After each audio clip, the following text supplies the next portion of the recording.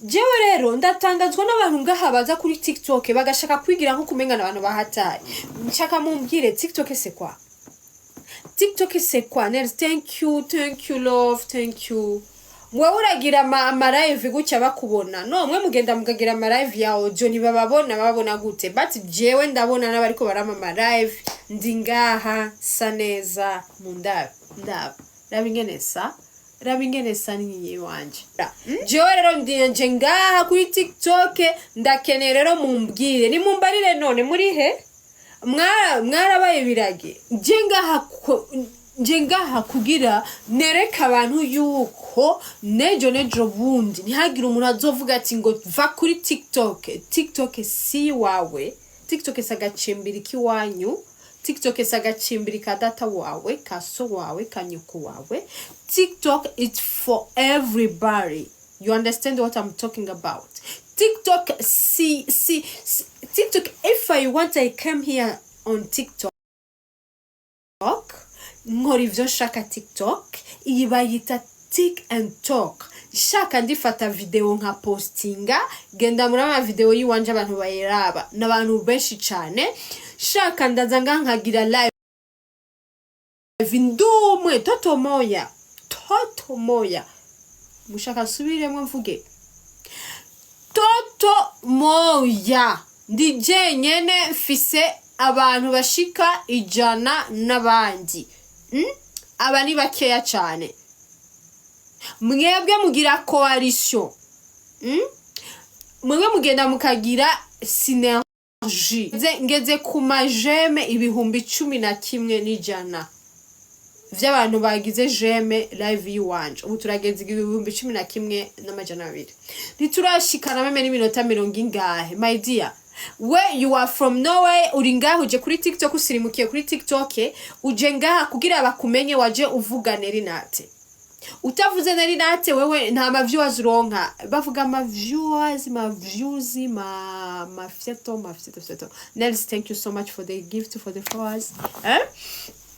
Mvuye Instagram, nagize nuzeye. Nagize live kuri Instagram, nagize. Jewe ishobora kuza ngaha nkagira ama live ndi jenyene ni muri platform yiwanje. But mwebwe mugenda mukagira synergie y'abantu. Ngenda Simbi Krista, thank you so much, thank you. Mbe bagira gucya love. Ni gucya. Ibintu rero nivyo abantu bari romantique. Jewe Nerinate sindi romantique my dear, sindi romantique. Uriko muravyumva? Jewe rero ndatangazwa n'abantu ngaha baza kuri TikTok bagashaka kwigira nko kumengana abantu bahataye. Nshaka mumbwire TikTok c'est quoi? TikTok c'est quoi? Thank you love, thank you. Mwe uragira ama live gutya bakubona. No, mwe mugenda mugagira ama live ya audio ni babona gute. But jewe ndabona n'abariko barama ama live ndi ngaha saneza mundaba. Rabingenesa ni wanje. This is Tik. Ines yambu. This is Tik and Talk. You understand? TikTok is for everybody. Khaled, thank you for the gift in this. Thank you, Khaled, the boss. Mambo sawa. Ushakuwa mu Europe. Cyane Ines umwaka nuzohera naje muri ntuzeye. Thank you, Khaled. Thank you so much. Thank you. Khaled, umeze neza? Hivi ushakuwa Europe? Ushakuwa Europe Khaled? Ushakuwa Europe kabisa Mgani baza kuzogaruka.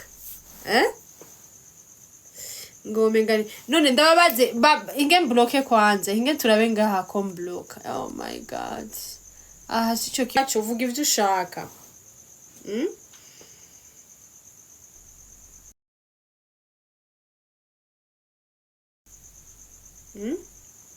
Mumbwire wewe utavuze Nerinate, thank you so much. Utavuze Nerinate wewe. Yes, Khaled, that is right. Yeah.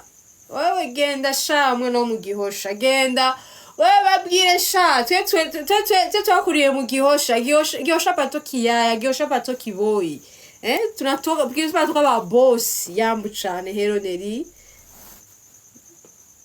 karibu re shobora kuba blokane sawa jewe ukuntu meze ukuntu nkora jewe uje ku live yiwanje utansone ndakubloka direct kuko I don't care umurikirane ureke kunkurikirana is not my business, is your business, you understand. Kandi sinkene nga kuri TikTok hariho amarules umuntu agenderako, sinkene ko muzamuraza mushaka kumvugisha jewe nimvuye kuri Instagram, sinkene nga kuri TikTok ahanje guhaga sopo abantu no kuko imana amagift bampaye nje guhaga sopo abantu, sinkeneye abantu ngaha kuri TikTok mwigira nk'ukumenga muri abavugizi, mwigira nk'ukumenga ngaha mwebwe mufise ivyo mugirane, ivyo muvuga gusumba abandi, mufise iminwa gusumba abandi. I'm here, come on guys, ingo mumbwire rero ndi ngaha nyaruka mwavuze ngo munkeneye kuri TikTok. Ubu mutegereza kumbona kuri TikTok kubera ko naravuze yuko jewe nzoza kuri TikTok mejeje projet. Now projet ili under finish. Tugira duheze projet kandi aziko muzobona conférence de presse ya lancement officiel ni yugurugwa rya jardin.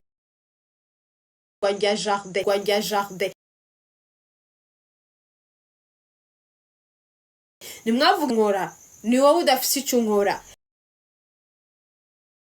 Jewe rero ndinje ngaha kuri TikTok ndakeneye rero mumbwire ni mumbarire none muri he mwarabaye biragi jidi mambo mwarabaye biragi hinga no attends hinga ndabibonye ndamublotse uyu mu DJ nyamba ni DJ Jibril reka tumubloke naba blotse. Yes, Gabi ndamubrotse. Nushobora kuza kumbura indero ni platform yanje jewe simvumba live. This is my platform, my dear. Ini platform yanje jewe simvumba live nk'abandi. Genda muvumba ma live nta bantu nduza, nta muntu ngira iki, ndiko ndababwira DJ Pro mambo ko sawa. DJ Pro meona siko neri nati. DJ Pro meona bitu ya usazi. Tutanda ingine Desembre itanda ingine kabisa, watu walipenda kabisa. Ilikuwa ya watu wadogo, tumekuwa tumeenda watu wadogo no muri conférence de presse ahubwo ikindi kiro naco. Conférence de presse twavuze yuko dukeneye usiku wa neri nati abantu batazona ibiburi baba ijana. Ariko twebwe duca kwera ko yari anniversaire y'uwanje. Muriko muravyumva? Yari anniversaire y'uwanje cangira ko abantu bategerezwa kwinjira. Hama abantu bavuga yuko ngo nagize ngo conférence de presse ngo nari nkeneye abantu. My dear, genda mu googling, genda murabe uko abandi babayeho muri East Africa Community, genda muri Tanzania murabe. Even nari hana atwaye inda aza kuyerekana imbere y'amamedia, amamedia akabona yuko Rihana fisinda. Mugabo mwebwe ntimushobora gutahura conférence de presse nagize yari conférence de presse yo kumenyesha abantu ko Nerinat agiye guhimbaza isabukuru y'imyaka 10 amaze muri entertainment. Mugabo mwani mushobora kubitahura. It was my birthday, my dear, not public birthday. Burundians, all Burundians birthday.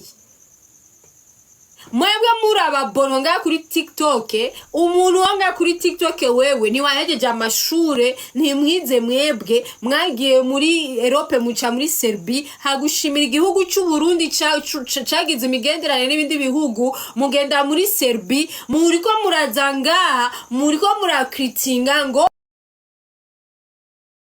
ngo usiku wa Nerinati yarimwe abantu bakeya, tumekura batu bameshiba, twarishe 50 assiettes, 50 buffet imwe yari kuri 75000. Wewe warishe bangaye wewe? Kwa tanu ruzia na rumwe wewe warishe bande wewe? Abigail Gyama mwana wa mama. Calve, thank you for the gift. Abigail genda uryame nawe burije, genda uryame mama aragukubita. Josi nihombeje mubiki jewe. Urazi aba diaspora bampaye amahera.